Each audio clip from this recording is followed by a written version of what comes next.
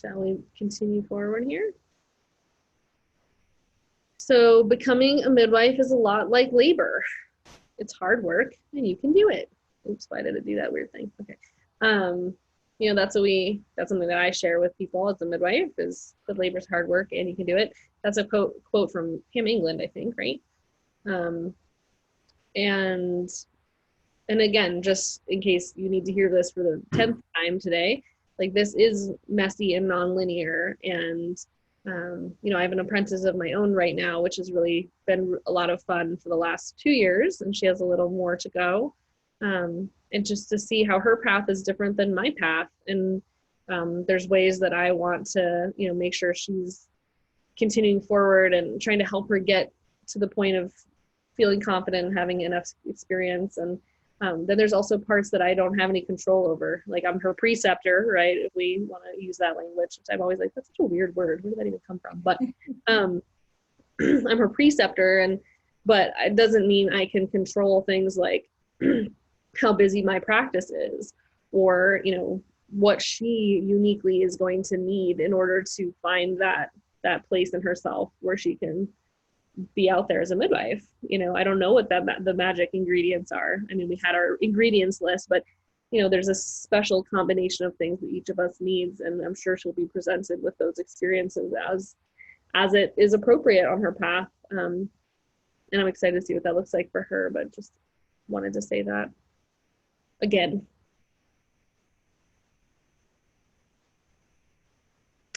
Do we want to say anything else before we get into this part? No, I think we should get right into this part and talk about the school. Cool. And again, if you have questions as you go, just post them here in the chat. Yeah. IBMS is the acronym for the indiebirth midwifery school, which we have our 3rd enrolled class, and our 4th will be starting in July of 2020. And there's so much more information on indiebirthmidwiferyschool.org, but we wanted to give you some of the highlights here, not just to be like, hey, this is our school and it's really great, you should do it, but as another example, or another maybe tool for you to see like how this path, I guess what Marin and I have put together as a path, which again doesn't look the same for each of our students either, but from where you are to this independent midwifery calling, what we've incorporated, what we've chosen in terms of the structure, et cetera, will be helpful to you even if you don't do our program, I think. So should we just talk about it? Yeah, gosh, I was going to say something when you were talking. What was it? Oh, just that when we began the school, or had the idea and started creating it, it really came from a place of what's the best thing we could make for any future students we had, like drawing on our own experience as students, the educational encounters we had, the various schools we were a part of. How could we make it all like 10 times better?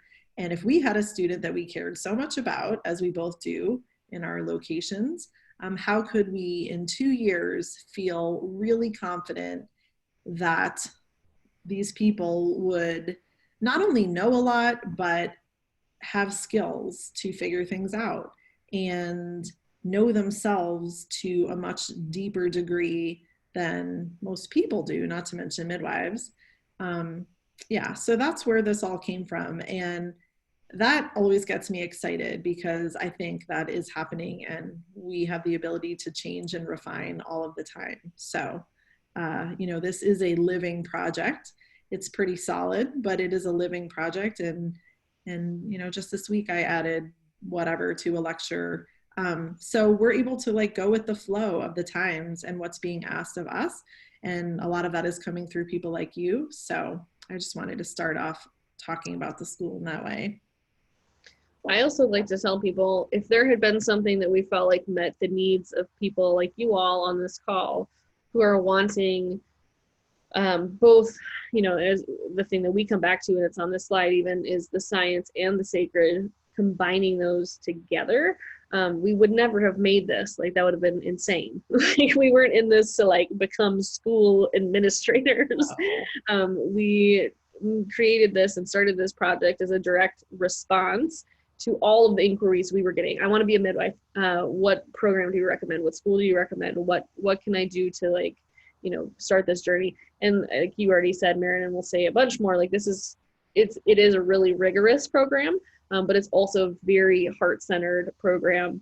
And the community is so supportive and amazing, and we'll talk about that too. And that's something that I think you will need no matter what program or no program or whatever you end up doing.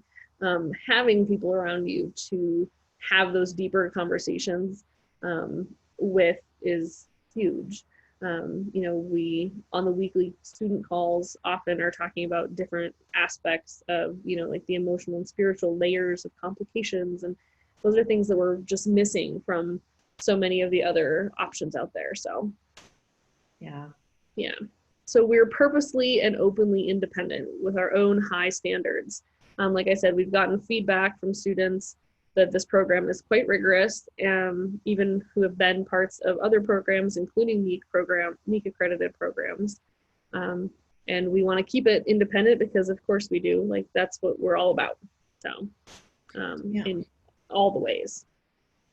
There is a podcast specifically on why we chose that route in more detail for those that are interested in wanting to do more thought and introspection. So I can post that later, or it's just in the list of, you know, free podcasts. Something about MEEC is in there. I kind of forget what it's called. But yeah, that was a very conscious choice, as Margot said, and we've put a lot of effort into making this way better, for lack of a better word, because we have other things we want people to think about and talk about that don't go on a checklist. Right. Speaking of checklists, we have over 30 unique classes as part of the 2-year program. All of those are also available to be taken individually if you saw one that you were like, oh, I have to do that one, even though I don't want to do the 2-year program. Oh, thank you for posting that link about the Beyond MEEC podcast. And those classes can be found on the website, the indiebirth midwiferyschool.org. If you go to the curriculum tab, all 30 of them are listed there and how they're broken down into the trimesters. So you can get a sense of what we cover, which is pretty comprehensive, from preconception, fertility awareness, self-care, all the way through the, as Marin wrote here, hardcore clinical topics like postpartum hemorrhage, a full 10-week course on that, as well as the other, you know, big emergency topics. They each have their own 10-week course. And the photos on the next couple slides are from one of the most recent skills workshops we did almost a year ago. So that's Marin's pregnant belly and a student of ours getting to palpate it. Little baby toe. Yep. I was going to add that, yes, please look at the list of classes. They are unique. They are wonderful. What I wanted to add is there really is a flow to them as well. So we didn't just like plop classes onto a spreadsheet. There is a real intention behind why they are in the order they're in. And, you know, you'd find out what that means if you enroll. But there are things we think people have to sit with before they really get started with clinical topics, for example. And then, you know, kind of winding up the 2 years, something like having really awesome business skills is essential. So they're not on accident. You won't love them all, probably, but there's a reason behind the flow. We have an unschooling structure, but we do have deadlines and feedback. So what that means is we have these courses structured into 10 weeks, 10-week chunks. There's weekly assignments with, you know, the weekly due dates, and feedback from facilitators as you're going through the program. But we've also worked in a lot of flexibility, and Marin and I both come from an unschooling perspective in our own families, where, you know, there's nothing punitive about not doing the work on time or not doing the work at all if it doesn't serve you. you're all adults. And so, you know, we played around with it a little bit the first year, having more like, you know, grading and, you know, like, oh, if you're late on assignments, and that just didn't feel right. And so the students have given us great feedback with this, because there is accountability, you know, if somebody isn't turning things in, or sometimes I'll go in and message everyone who hasn't turned in their stuff for the week and just say, hey, where's this at? Is this something that you're valuing, and do you want to turn it in? And so there's a lot of accountability built in, but there's no like punishing and weird stuff around, you know, not doing it exactly how we've outlined it, but there's lots of outlining. So for people that need that structure and that sort of time-based accountability, it's really great. And we've had students who've come from self-paced programs. That's a question we get a lot. Is this a self-paced program? The answer is really, I mean, yes and no. No, there's a pace that we've set, but also you get to decide if you want to meet those, you know, challenges, I guess, that we've outlined for you. Right. And I think someone already asked this question about age. So our students are of all ages, backgrounds, cultures, and experience levels. We have people who've been going to births for years as doulas or as even student midwives. We have actual real live practicing midwives in the program. We have people from all over the world, and we have people of many different ages. We had a 16-year-old at one point. Mm-hmm. I hope people can't see all these crazy notifications. I'll close them on my computer here. And then we've had, I don't know how old people are because I don't ever ask them, but we've had women in their 60s. Is that right? Sure. I mean, I just think of like phase of life, you know, we have women that haven't had or maybe never will have children. We have probably the highest percentage are women that have children of varying ages, maybe 1, maybe 12, somewhere in there. Margot and I fall into that category as well, obviously.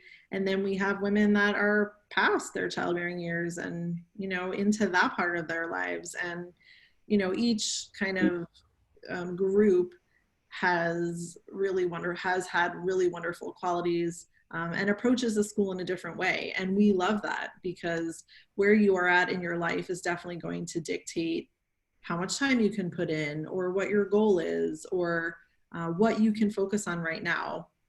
I'm just going to address what Melissa said about grading just for a second, because I was thinking I wanted to share that my favorite change we made from the first year was not grading and not having to give people a number or a letter, and really trying to respond to what they've said or what they've submitted. You know, it's really humbling, I think, all of it, like especially as a teacher or an instructor, to realize that, you know, we all have complex lives. And when someone submits something or a response, like that's just a tiny percentage usually of the work they're putting in or the thought or the meditation or who knows what, because these aren't topics to really be taken lightly. And very few have concrete, you know, this is the right answer. So we really felt strongly that if we weren't encouraging people to think for themselves, you know, what were we doing? We're just creating another problem, which is there's a right way to do this. There's a right kind of midwife. There's a right answer. And again, that's so rarely the truth. So from our perspective, that has been really refreshing. And thanks, Melissa, for sharing your experience here. It sounds like, you know, that's been working for you too. And I think overall has been working really well. Yeah. I just wanted to address too real quick. So the way it works, we have the 10-week courses, and then we have a break in between before the next trimester. You're obviously welcome. You'll have books for your courses that you get to keep. You can download any printed materials that we have available. The video content and lectures do not have access past the time of the course. So that's where the accountability and the deadlines do come in. Someone asked, do you get to keep access to all the content after the program was over? And the answer is no. This is very much like a university course in which, like, no, you don't get to like download it all and keep it forever. The purpose of that being, we want you to move through the content. And that said, we have students who've graduated, and if they contacted me and said, hey, can I listen to that lecture again, I'd help them figure that out. But we don't want people being like, oh, I can get to it any old time, I can do it in 5 years. We want you to get through it, again, like Maren said, because we have an order in which we really feel like it needs to be completed if you're wanting to follow the flow that we've set forth, at least. So there's flexibility, but there is, like, we do keep the train a moving. So. Yeah, and thank you, Amy. Right, if you want people to see what you're saying, check all panelists and attendees. Yeah, there's some really great insights, so do that. Did we cover all that stuff? Yep. Okay, cool. Moving on. Yeah, I think we've talked a little bit about this already. People have said that the platform is very easy to use and intuitive, even for people who are not tech savvy. We've gotten them like on board and we've gotten it figured out. So all you need to have is internet. Some people do a lot of the school on their phone. It obviously makes it easier to type things if you're on a computer. But people are kind of coming from all different places on that and are making it work. The program is 2 years long. This should say trimesters, but that's okay. 3 trimesters each year. And there are 4 or 5, typically 5. I think there's only 1 trimester where there's 4, but it's almost always 5 classes per trimester. So you're in 5 classes at the same time. So each week you're kind of juggling these 5 different topics. And it's really cool how they like synergistically go together along the way. All of this is also on the website, and we're always happy to answer questions if there's any confusion about this. We have weekly class calls while class is in session, with other opportunities for connection between students. So again, even if you have no intention of doing our program, I think this is a really important point, that if you have peer support and if you have mentorship, you're going to be much more successful in this world, even if that's not somebody local to you. So I feel like one of the pitfalls that maybe we didn't have on that page is people become really isolated, and then they get in this like, like, oh, I'm the only one in my community that thinks this way or feels this way, and I'm all alone and I can't find someone to apprentice with. And it gets very like sad feeling. And I would love to remedy that by saying like, no, you are not alone, no matter where you are. I think just last week, somebody messaged me being like, oh, I feel like I'm the only person who thinks this way in my birth community. Do you have anyone for me to reach out to? And I was like, yeah, one of my very favorite midwife friends lives like 20 minutes from you. And I connected them together.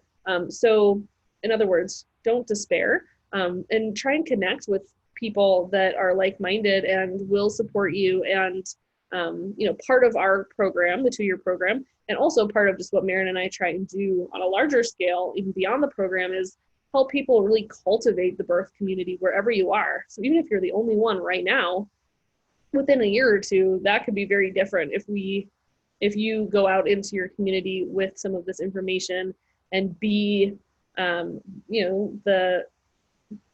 the heart of this change where it is you live. So, whoa, that was a big rant, but yes, we have weekly calls that are recorded, and it's one of the most beautiful additions that we had the 2nd year of the program, that really helped sort of get everybody cohesive and help our students dig into the material more. Maren and I facilitate those, but also the facilitators of the other courses pop on once a trimester typically. And then we also have a really lovely life coach named Christy of The Unruly Woman. She comes on twice a trimester and does group life coaching as well. So it's really fun, and just wanted to say that. Sorry, that was a lot. Whew. Yeah, I would add, because it comes up as a concern / question, is just more on, it's an online school, like, will I feel like I'm doing this alone? So you've already addressed that really well, Margot. I just wanted to add that the students have been super creative in that way. In each class, they've come up with other ways to communicate, text, video. They stay in touch, and they have kind of like mini study groups, or, honestly, I don't even know all the ways that they connect and work together, but the opportunity is there. You know, for people outside of the US, it's obviously harder as far as time zones go, but we do have a handful of students outside of the US that are doing just fine. So for the most part, I guess I'm just saying that people feel connected as can be in an online school, and that is nice. This is actually a student from Sweden who I think, you know, I don't want to speak for her, but I know she feels like there aren't very many like-minded people near her. But I know we have at least a couple other people from Sweden who've connected with us in the past year. And that's one of the cool parts of being a large organization like we are. We can help foster those connections, because I see a lot of chat over here about like people trying to make connections. I just wanted to say that. Yeah, people from far, far away. Oh, there was something about the skills workshop that I was going to mention on that last screen, but we do have a hands-on weekend, and thus far it's been here in Sedona. Other locations may arise as the need arises. And we have a 10-week course that's set up for you to prepare for that skills workshop.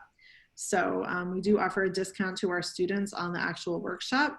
You really get the course, you know, already in the curriculum. So you don't have to worry about that now. You don't have to plan it now. You don't have to think about that now. Just know that if that's something you want to do as a student, you will be able to do that. And that's been a really great weekend that we've been doing before this school even existed formally like this. We started actually with a skills workshop.